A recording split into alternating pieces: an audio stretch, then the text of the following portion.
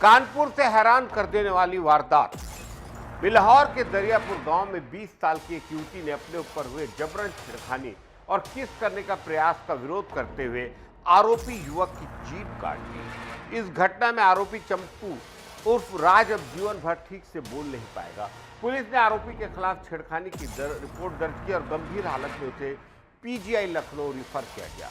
युवती ने बताया कि वो सोमवार दोपहर मिट्टी लेने बम्बा के पास गई थी, तभी पीछे से गांव का रहने वाला 35 वर्षीय चंपी आया और जबरन किस करने लगा।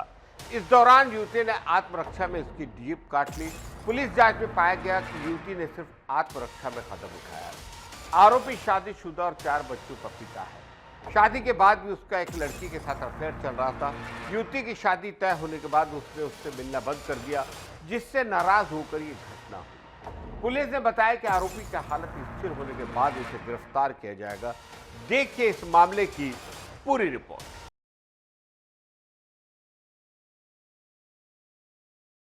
कानपुर से एक बेहद चौंकाने और हैरान कर देने वाली घटना सामने आई है। बिल्हौर क्षेत्र के दरियापुर गांव में एक 20 वर्षीय युवती ने अपने ऊपर जबरन छेड़छाड़ और किस करने के प्रयास के विरोध में आरोपी युवक की जीभ काट दी।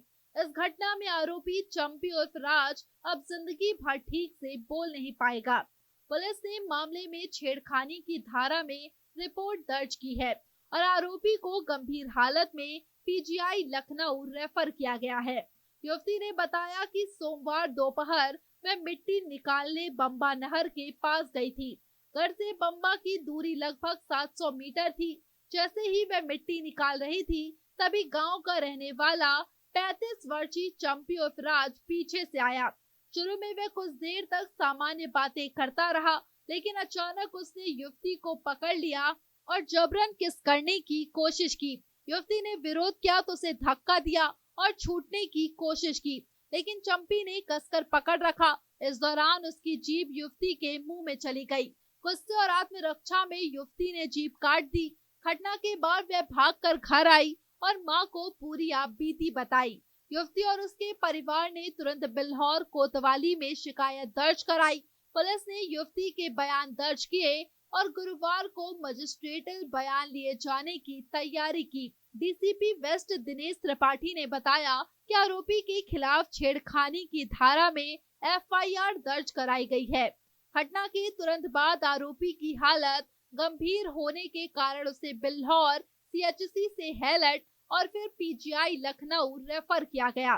डॉक्टरों का कहना है कि आरोपी की आवाज निकलेगी, लेकिन वह स्पष्ट रूप से बोल नहीं पाएगा क्योंकि जीभ का बड़ा हिस्सा कट चुका है।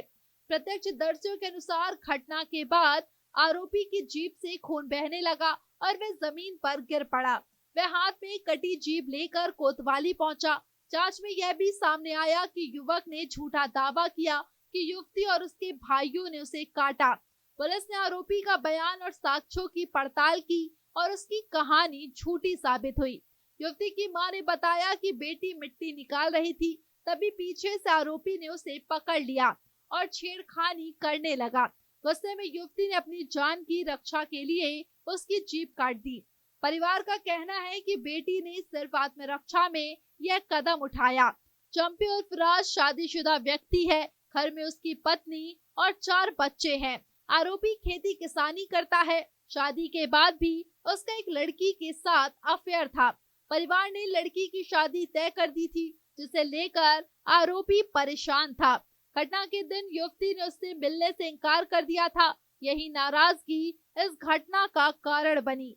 आरोपी की मां ने कहा कि रास्ते में उसे कुछ लोगों ने रोक लिया और लड़ाई के दौरान उसकी जीभ कट गई। हालांकि पुलिस ने इस दावे की जांच की और पाया कि युवती ने आत्मरक्षा में जीभ काटी थी। कानपुर मेडिकल कॉलेज के सर्जरी विभाग के डॉक्टर जीडी यादव ने बताया कि आरोपी अब ठीक से बोल नहीं पाएगा। जीभ का बड़ा हिस्सा कट जाने के कारण उसे भाषा और आवाज की गंभीर समस्या रहेगी, इसलिए उसे पीजीआई रेफर किया गया। पुलिस का कहना है कि आरोपी की हालत सुधरने के बाद उसे गिरफ्तार किया जाएगा। उसके घर पर एफआईआर दर्ज होने की जानकारी दे दी गई है। घटना की जांच हर पहलू से जारी है।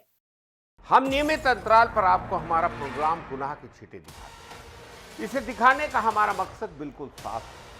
समाज में हो रहे अपराधों पर लगाम लगाना, क्योंकि हम समझते हैं यदि कोई सतर्क रहे, चौकन्ना रहे, आसपास सावधानी बरते, अपने आसपास के सन्नाटे में जन्म ले रही साजिशों को समझे, अंधेरे में सिमटी गुनाह के आहट को पहचाने, तो शायद गुनाह कुछ कम हो सकते हैं। इसलिए देखते रहिए हमारे साथ गुनाह के छींटे। नमस्कार।